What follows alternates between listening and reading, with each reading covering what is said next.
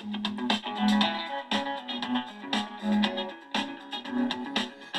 Video News, y'all. It's KP's Video News, y'all. That's right. KP Video News, y'all. Yep. Yes, indeed. Okay, folks. Yeah, I just kind of did a little something here. And so what I'm going to do right now is a story. Wow. Do a little story here about reparations. All right, folks. We got some good news about reparations in the state of California.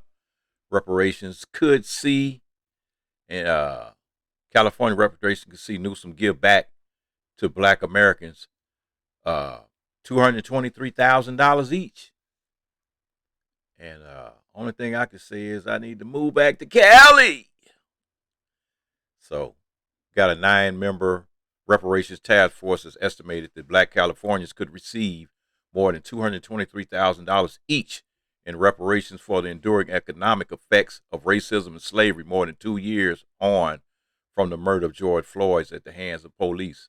California has become the first U.S. state to require its agencies to present a separate demographic category for descendants of enslaved people.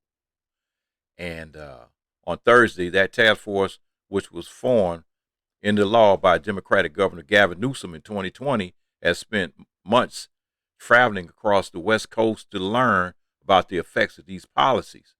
Those eligible for reparations, the task force said in March 2022 report, would be descendants of enslaved African Americans or be free Black persons living in the United States prior to, or of a free Black person living in the United States prior to the end of the 19th century. Only people who can prove that they fit under these categories will be eligible for the reparations. California has estimated 2.6 million Black residents, about 2 million of whom are descendants of slaves. The 5 areas identified by the team: housing discrimination, mass incarceration, unjust property seizures, devaluation of Black businesses, and health care, are the factors it is taken into account when determining the reparations. And just based on housing discrimination between 1933 and 1977, $569 billion in reparations will be needed to be paid to African Americans in California, amounting to $223,000 per person. The total amount of reparations suggested, the largest in history, would likely be much higher than that. Between 1619 and 1865, slavery deprived more than 4 million Africans and their families of freedom, citizenship, cultural heritage, and economic opportunity. The final costing for the reparations will be released in 2023, and then it will be up to legislatures whether they will act upon the recommendations and determine how they will be funded. The reparations will have to be approved by Newsom and other lawmakers. The panel is now mulling over of how it will recommend the reparations to be distributed, whether that is through education, health care, or housing grants, or cash payments. We're looking at reparations on a scale that is the largest since Reconstruction. Task force members and associate professor at the University of California, Berkeley, Javon Scott Lewis, stated that is why we must put forward a robust plan with plenty of options, Lewis added. The task force looks to narrow the economic gap between white and Black Californians. Nationally, Black households have a median wealth of $24,000 compared to white households' median wealth of $188,000, according to the Federal Reserve Board survey of consumer finances. In the interim report from June 2022, the task force outlined how Black Americans were forced to California during the gold rush era, and that the state historically criminalized African Americans for the purpose of social control and to maintain an economy based on exploited Black labor. The task force said that government policies helped white Americans create wealth and acted as barriers to prevent black Americans doing so, resulting in an enormous wealth gap between white and black Americans in California today. Dr.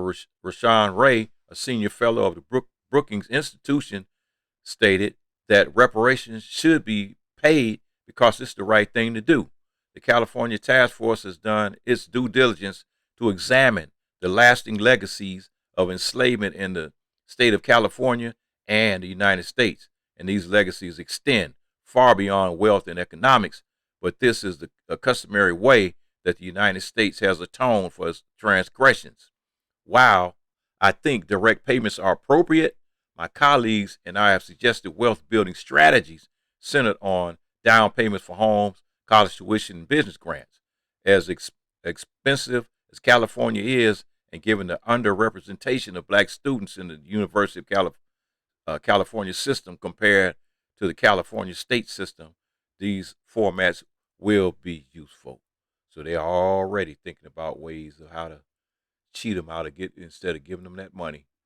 They're already trying to figure out ways of doing it. I'm telling you, folks, these people just ain't. They're just not right. They're just not right, and they're not gonna ever be right. Okay, folks, on to the next story here. We got an ex-cop that takes the stand in a murder trial of a black woman.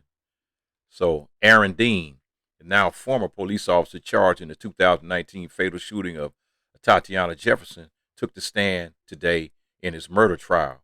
Dean is charged with fatally shooting Jefferson, a black woman who was killed inside her Fort Worth, Texas home in October 12, 2019. Dean testified that he was responding to a call about open doors at Jefferson's home. As he was searching the home's perimeter, he saw that someone in the window was holding a gun toward him. Officials confirmed Jefferson was holding the gun when she was killed. He resigned from the Fort Worth Police Department after the shooting, and police officers said Jefferson was within her rights to protect herself and her nephew when she heard noises in her backyard and went to the window to investigate.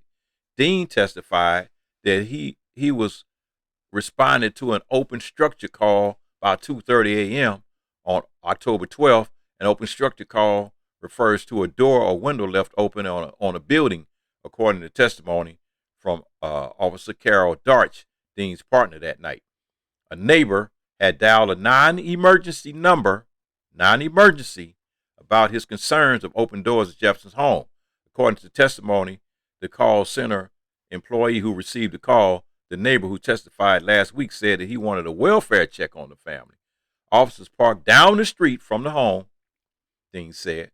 When asked why they didn't park in front of the house, he responded, "We don't want to give away our position to a criminal actor who might be on the scene." I wonder who the criminal actor is. And for the officer's safety, he said, and Darch did not walk up the driveway of the home for similar reasons. According to officials in body cam footage, Dean didn't knock on the door or announce police presence. He testified the residence was quiet when he and Darch approached, and they looked inside. I could see objects strewn all over the floor, and it looked ransacked, Dean said. He said he believed it was a possible burglary, and he said he responded by examining the whole structure for signs of forced entry. Dean then testified they opened a gate to the backyard, and he said he saw a person when he looked into the window of the house.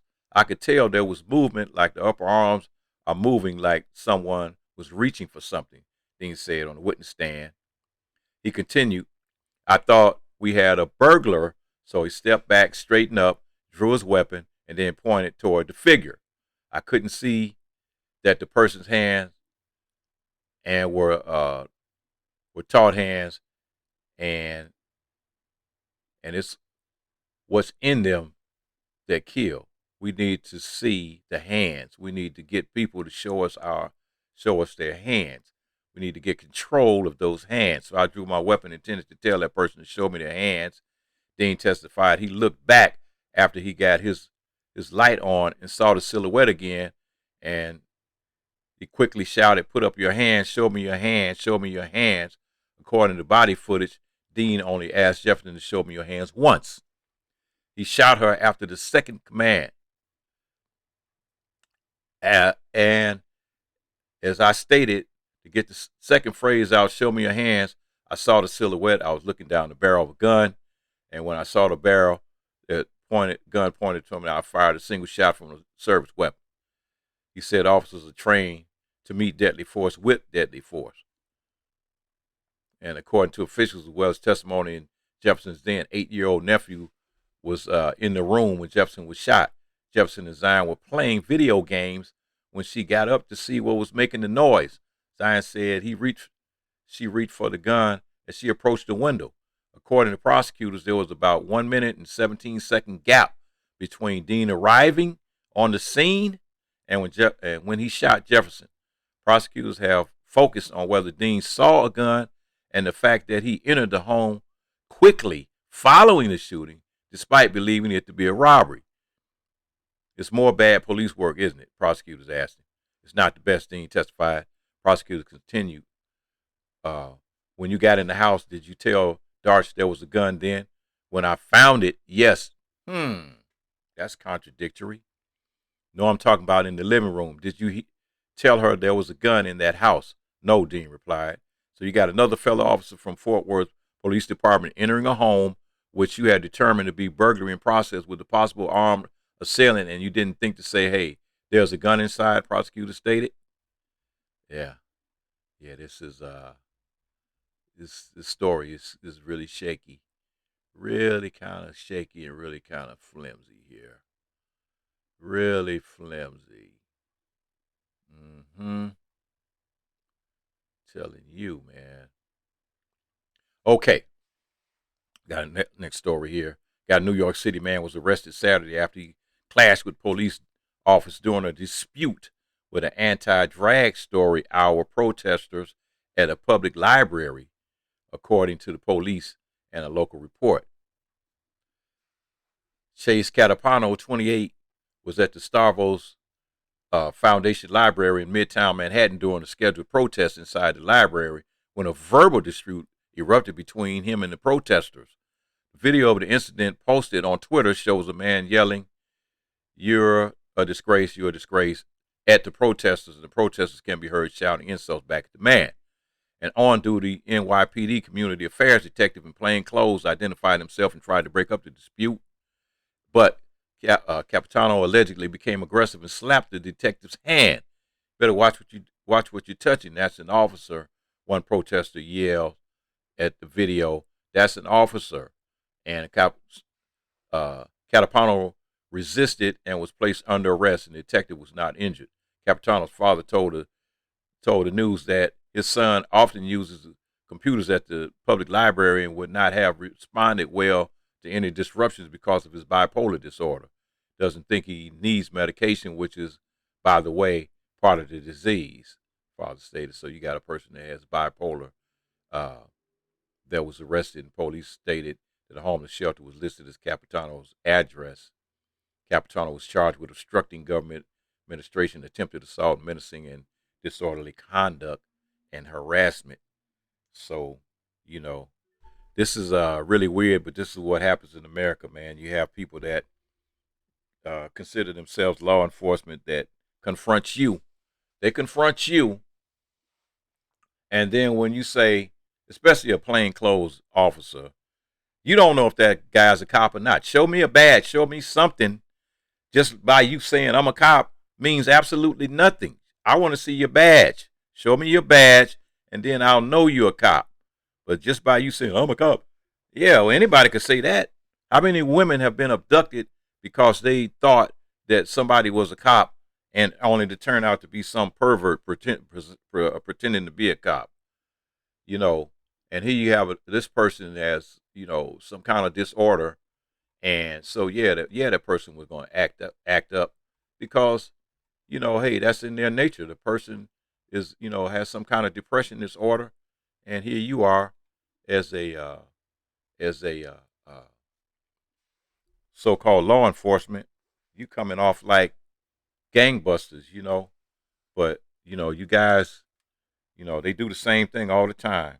They approach people they rough people up, and then they want to press charges on you.